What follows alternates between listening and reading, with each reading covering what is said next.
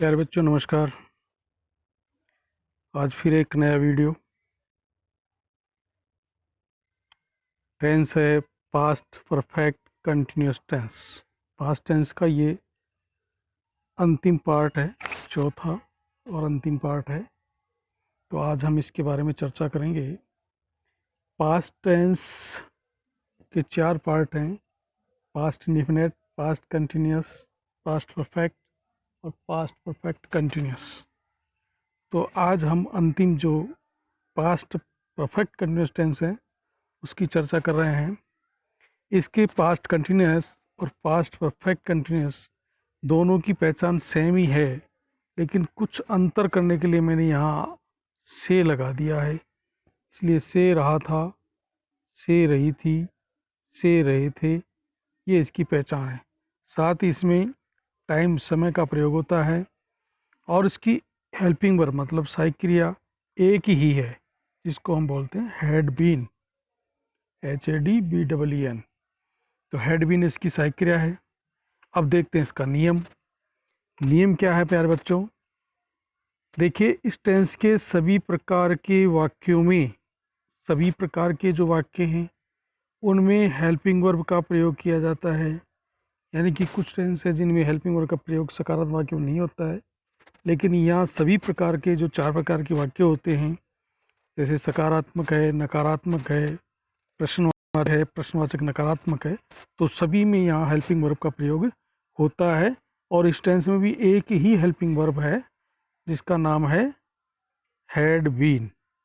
तो सभी कर्ताओं के साथ इसी हेल्पिंग वर्ब का प्रयोग होता है, चाहे वो सिंगुलर हो चाहे प्लूरल हो, दोनों के साथ इसी का प्रयोग होता है। दूसरा रूल्स इसमें है कि इस टेंस में मेन वर्ब के साथ की जो फर्स्ट फॉर्म है वो काम में लेते हैं। मेन वर्ब की फर्स्ट फॉर्म काम में आती है और उसके साथ हम इसमें ING जोड़ते हैं।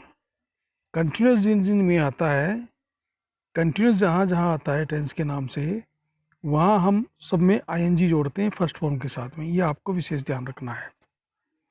अगला है टेंस में निश्चित समय से पहले सिंस का प्रयोग करते हैं। जो पिछला प्रेजेंट परफेक्ट कंटिन्यूस टेंस मैंने आपको पढ़ाया था, तो उस समय बताया था कि निश्चित समय के लिए सिंस का प्रयोग होता है और अनिश्चित समय के लिए फोर का प्रयोग होता है।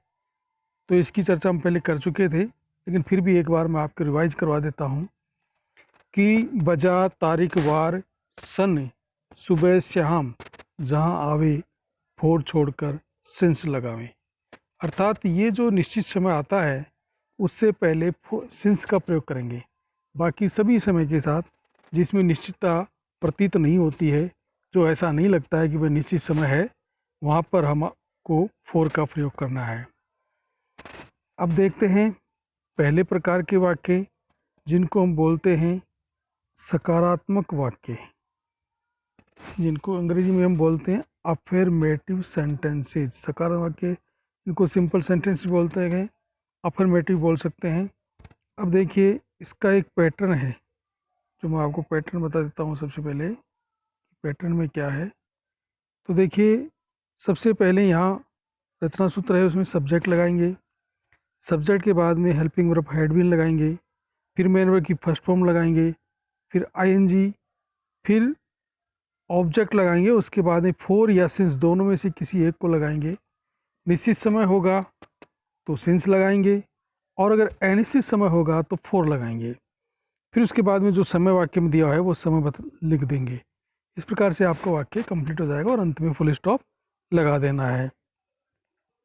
तो देखिए एक उदाहरण जो यहाँ दे रखा है, और उस उदाहरण में लिखा है कि कबूतर, कबूतर 2 घंटे से, कबूतर में बू बड़ा आता है, कबूतर 2 घंटे से आकाश में उड़ रहा है। ये वाक्य हिंदी का है। इसको अपन इंग्लिश में ट्रांसलेट करेंगे तो अपने सूत्र के अनुसार करेंगे।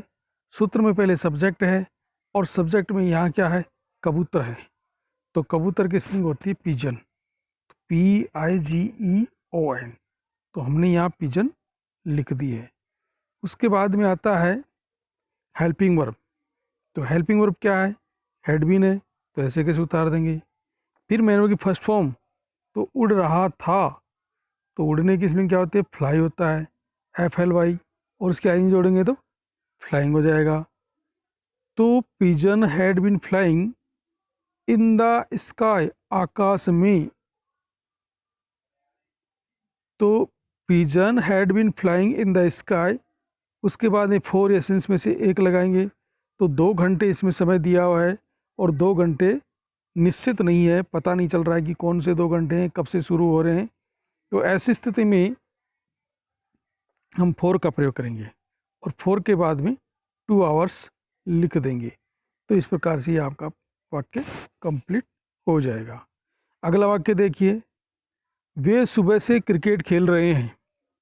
दे हैड बीन, क्योंकि सबसे पहले सब्जेक्ट लगाएंगे, सब्जेक्ट कौन है, दे है, वे की स्पेलिंग होती है दे, और हैड बीन हेल्पिंग वर्ब लगा दिया हमने। उसके बाद में मेन वर्ब लगाएंगे, तो खेल रहे थे, इसकी खेलने की स्पेलिंग होती है प्ले, PLAY, और इसके ING जोड़ देंगे तो ये हो जाएगा प्लेइंग। तो they had been playing, object क्या है इसमें, क्रिकेट, कर्ता जिसको सर्वाधिक चाहता है वो ऑब्जेक्ट होता है, यह कर्ता का जो मुख्य उद्देश्य होता है वो ऑब्जेक्ट होता है। तो यहाँ क्रिकेट जो है वो यहाँ इसका कर्ता का मुख्य लक्ष्य है, इसलिए यहाँ क्रिकेट यहाँ ऑब्जेक्ट आ जाएगा। फिर इसके बाद में लगाएंगे 4 एसेंस में से एक, तो सुबह से, तो सुबह एक निश्चित समय है, मॉर्निंग है, तो सिंस मॉर्निंग यहाँ लिख देंगे, सिंस मॉर्निंग, ये आपका वाक्य कंप्लीट होता है। तो इस प्रकार से जो सकारात्मक वाक्य हैं हम इस तरह से इनको बना सकते हैं। ऐसे वाक्य आप भी और इनके जैसे वाक्य आप हिंदी में लिख करके छोटे छोटे वाक्य हैं जो आप बना सकते हैं, और धीरे धीरे इनसे आप अंग्रेजी बनाना सीख सकते हैं। अब देखते हैं नकारात्मक वाक्य। नकारात्मक वाक्य को बोलते हैं नेगेटिव सेंटेंसेज। तो नेगेटिव सेंटेंसेज का जो पैटर्न है वो देख लीजिए आप। सबसे पहले लगाएंगे हैड, सॉरी सब्जेक्ट लगाएंगे, सब्जेक्ट के बाद में लगाएंगे हैड, हैड के बाद में नोट, क्योंकि नकारात्मक में आपको पता है नोट आता है। लेकिन बीन जो है, हैड प्लस बीन के बीच में ही नोट का प्रयोग होगा, ये ध्यान रखना आपको। नोट को, नोट जो है वो हैड बीन को 2 टुकड़ों में बांटता है, had plus not plus been, इस तरह से अपन इसको बुलाएंगे। उसके बाद में वही मेन वर्ब की फर्स्ट फॉर्म लगाएंगे, ING लगाएंगे और ऑब्जेक्ट लगा देंगे। उसके बाद में 4 सिंस का प्रयोग करेंगे और आवश्यकता अनुसार जो समय है उसको लगा देंगे। तो देखिए यहाँ पे हम कुछ वाक्य दे रखे हैं, उन वाक्यों को देखते हैं। और वो वाक्य हैं, सबसे पहला वाक्य है यहाँ पे, सीता 2 घंटे से भोजन नहीं पका रही थी। ये वाक्य आ गया आपके सामने, सीता 2 घंटे से भोजन नहीं पका रही थी।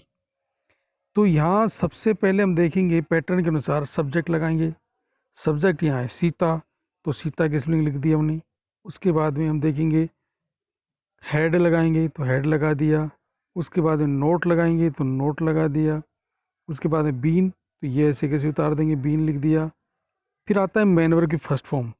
तो मेन वर्ब की फर्स्ट फॉर्म क्या है, कुक, पकाना की स्पेलिंग होती है कुक, और कुक के ING जोड़ देंगे तो हो जाएगा कुकिंग, तो कुकिंग लगा दिया। फिर आता है ऑब्जेक्ट, ऑब्जेक्ट क्या है, फूड, भोजन, तो वो हमने लिख दिया। फिर 4 एसेंस में से कोई सा एक लगाएंगे, तो ये 2 घंटे हैं, तो ये निश्चित नहीं है, इसलिए यहाँ पे 4 आ जाएगा, और 2 आवर्स ऐसे कैसे लिख देंगे। तो ये वाक्य इस तरह से बन गया है। दूसरा वाक्य देखिए, हम आधे घंटे से जंगल में नहीं दौड़ रहे थे। तो यहाँ सब्जेक्ट है हम, और हम की स्पेलिंग होती है वी, जो हमने लगा रखी है। उसके बाद में हैड,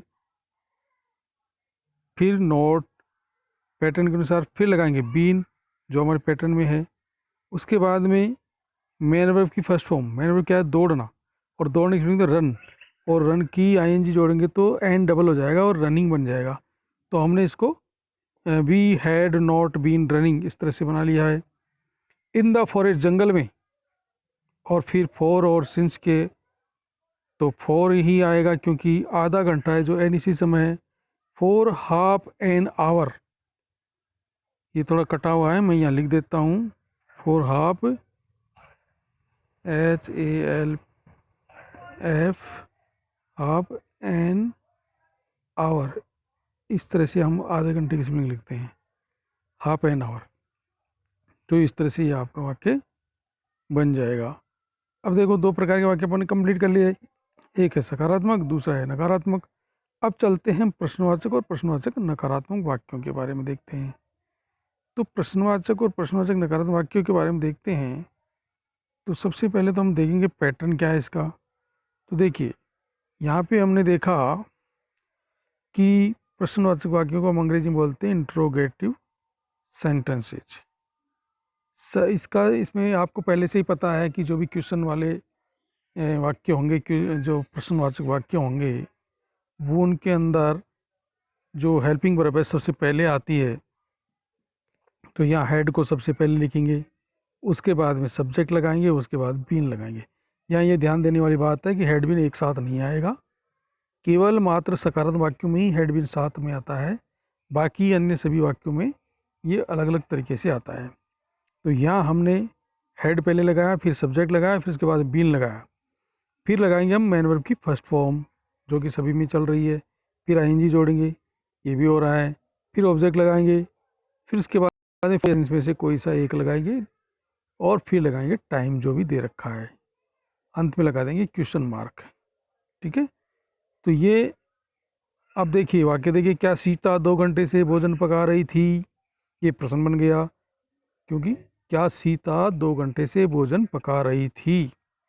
तो यहाँ इस वाक्य में हम देखते हैं कि कर्ता सीता है, तो सबसे पहले पैटर्न के अनुसार आएगी हेड जो हमने यहाँ लगा दी है, फिर आएगा सब्जेक्ट, सब्जेक्ट इसमें सीता है तो सीता की हमने स्पेलिंग लिख दी, फिर उसके बाद आएगी बीन, तो ऐसे कैसे उतार दिया हमने, फिर आएगी मेनू की फर्स्ट फॉर्म, तो मैंने पकाना, पकाना किसमें दे कुक, और कुक क्या ही जोड़ेंगे तो हो जाएगा कुकिंग, फिर ये आ गया, फिर आएगा ऑब्जेक्ट, तो ऑब्जेक्ट हमने लिख दिया फूड, क्योंकि भोजन ही तो उसका मुख्य लक्ष्य है, तो यही ऑब्जेक्ट होगा। फिर 4 सिंस में से तो 2 आवर्स क्या है, अनिश्चित समय है, इसलिए 4 आ जाएगा, अनिश्चित समय के साथ में 4 आता है, और 2 आवर्स ऐसे के लिख देंगे और लास्ट में क्वेश्चन मार्क लगा देंगे। इस तरह से आपका वाक्य कंप्लीट होता है। दूसरा वाक्य देख लीजिए, क्या राजा 5 अप्रैल से सेब खा रहे थे, या खा रहा था, या था कर लीजिए, रहा था कर लीजिए। तो क्या राजा 5 अप्रैल से सेब खा रहा था।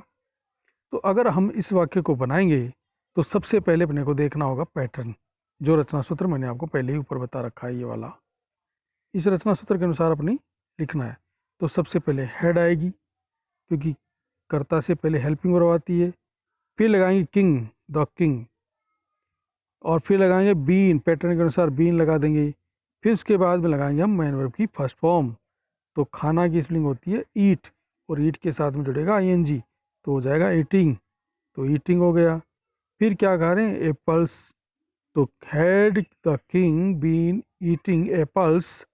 अब 5 अप्रैल से, तो बजा तारीख वार सन जहाँ आवे, तो यहाँ तारीख आ गई, और तारीख आ गई तो ये निश्चित समय है, तो निश्चित समय तो यहाँ पे सिंस का प्रयोग होगा, सिंस 5 अप्रैल। ये आपका वाक्य कंप्लीट हो जाता है। नेक्स्ट वाक्य देख लीजिए आप। नेक्स्ट वाक्य है अपना कि प्रश्नवाचक नकारात्मक वाक्य, इनको बोलते हैं इंट्रोगेटिव नेगेटिव सेंटेंसेज।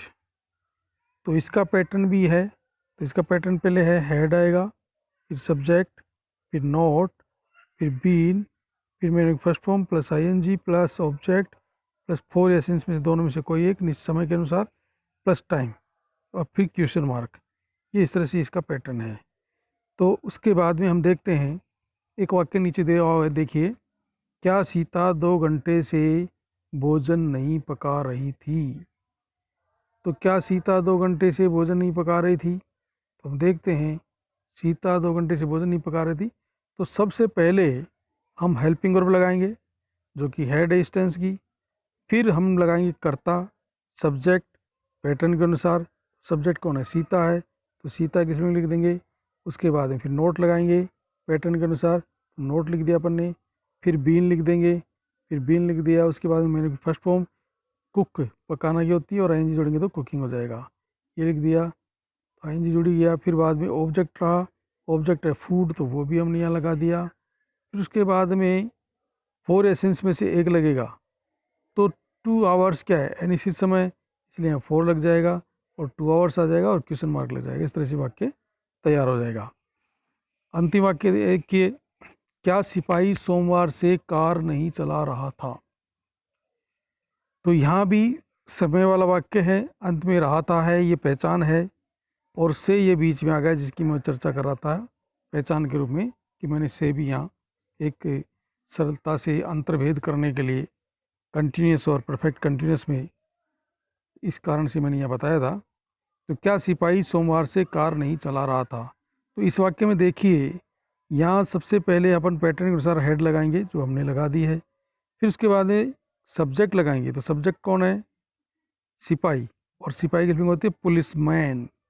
तो हेड द पुलिसमैन, नोट लगाएंगे, नोट के बाद बीन लगाएंगे, मैन वर्ब की फर्स्ट फॉर्म लगाएंगे और उसके साथ आईएनजी जोड़ेंगे। तो चलाने की होती है ड्राइव, और ड्राइव की आईएनजी जोड़ेंगे तो ड्राइविंग हो जाएगा। तो had the policeman not been driving car, object आ गया। अब आएगा सिंस या फॉर, तो सोमवार क्या निश्चित समय है, इसलिए इससे पहले सिंस लगाएंगे और मंडे लिख देंगे और क्वेश्चन मार्क लगा देंगे। तो इस तरह से प्यारे बच्चों, आज ये आपका पास्ट टेंस भी कंप्लीट होता है। इसके बाद में अब फ्यूचर टेंस बचा हुआ है। तो बच्चों की डिमांड है कि आप हमें और दूसरे टॉपिक्स भी पढ़ाइए। तो अब हम आगे जैसे आर्टिकल्स हैं, प्रीपोजिशन हैं, ये छोटी छोटी जो चीज़ें हैं वो हम आपको बताएंगे, ताकि हो सके तो एक ही दिन में सारे टॉपिक तैयार हो जाएं। तो एक दिन का कोई भी टॉपिक हो छोटा, जो एक दिन एक बार में कंप्लीट हो जाए, ऐसे हम टॉपिक्स आपको पढ़ाएंगे। और जो फ्यूचर वाला है, फ्यूचर को पढ़ा तो देंगे, लेकिन उसमें भी लगभग 4 वीडियोज़ हमारे को बनाने पड़ेंगे। तो इसलिए मैं आपको एक चार्ट दे दूंगा फ्यूचर का। लगभग यहाँ तक सब पढ़ते पढ़ते आप ये तो समझ ही गए होंगे कि हेल्पिंग वर्ब को कैसे काम में लेना है और मेन वर्ब की कौन सी फॉर्म लेनी है, ये सारी चीज़ें आप समझ रहे हैं। तो अब मुझे ज़्यादा आपको समझाने की ज़रूरत नहीं है। तो आज के लिए इतना ही है। पढ़ते रहिए, स्वस्थ रहिए, मस्त रहिए, पढ़ते रहिए। इसी आशा के साथ फिर से एक नए वीडियो में मुलाकात करेंगे। धन्यवाद।